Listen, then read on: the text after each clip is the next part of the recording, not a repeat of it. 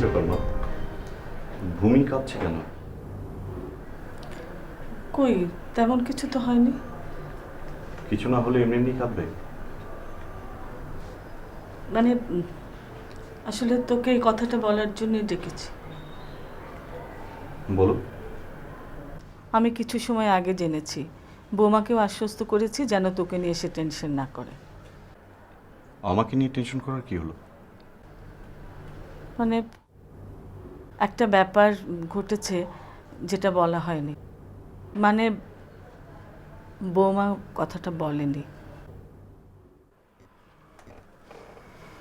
সরাসরি বলো তো মা।